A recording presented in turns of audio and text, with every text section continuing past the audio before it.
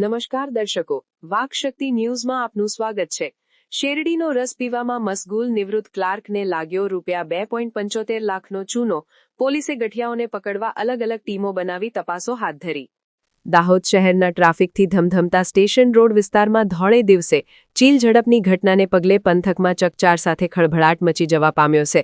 દાહોદના ધારાસભ્યની મંડળીના નિવૃત્ત ક્લાર્કના ₹2.75 લાખની રોકડ રકમને મોટરસાયકલ પર આવેલા ગઠિયાઓએ નજર ચૂકવી મોટરસાયકલની ડિક્કીમાં મૂકી રાખેલ રોકડા ₹2.75ની ચીલ ઝડપ કરી ગઠિયાઓ ફરાર થઈ જતા વિસ્તારમાં સ્તબ્ધતા પ્રસરી જવા પામી હતી.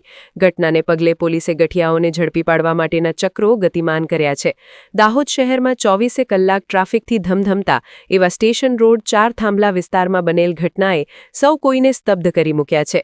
જેમાં વર્તમાન દાહોદના ધારાસભ્ય કનૈયાલાલ કિશોરીની મંડળી, પંચમહાલ આદિવાસી પ્રગતિ મંડળ ભાથીવાડાના એકાઉન્ટન્ટ અને ગરબાડા આશ્રમ શાળામાં નિવૃત્ત ક્લાર્ક વાઘજીભાઈ પરમાર બનાવના કલાકો પહેલા દાહોદની બેંક ઓફ બરોડા બેંકમાં મંડળીનો ચેક મારફતે વટાવેલા 2.65 લાખ તેમજ એટીએમમાંથી પાડેલા 10,000 મળી ₹2.75 લાખ લઈ દાહોદ શહેરના સ્ટેશન રોડ વિસ્તાર ખાતે શેરડી રસ ઘર પર રોકાયા હતા અને ત્યાં મિત્ર જોડે શેરડીનો રસ પી રહ્યા હતા.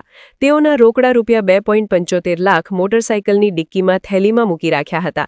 શેરડીનો રસ પીવામાં મશગુલ નિવૃત્ત ક્લાર્કના રોકડા ₹2.75 લાખ લઈ મોટરસાયકલ પર આવેલા ગઠિયાઓએ રોકડા રૂપિયાનો હાથફેરો કરી લઈ નાસી જતા એકાએક બનેલી આ ઘટનાને પગલે વિસ્તારમાં ચકચાર સાથે સ્તબ્ધતા વ્યાપી જવા પામી હતી. ઘટનાની જાણ સ્થાનિક પોલીસને થતાં પોલીસ કાફલો પણ ઘટના સ્થળે દોડી આવ્યો હતો. પરંતુ સ્થાનિક લોકો અને પોલીસના હાથે ગઠિયાઓ પકડાઈ તે પહેલા ગઠિયાઓ રોકડ રકમ લઈ ફરાર થઈ ગયા હતા. પોલીસે બનાવના વિસ્તારવાળા સીસીટીવી કેમેરાના ફૂટેજોની ચકાસણી હાથ ધરી છે. ગઠિયાઓ સીસીટીવી કેમેરામાં કેદ થઈ જવા પામ્યા છે અને સીસીટીવી ફૂટેજોના માધ્યમથી પોલીસે અલગ અલગ ટીમો બનાવી ગઠિયાઓને ઝડપી પાડવા માટેના ચક્રો ગતિમાન કર્યા છે.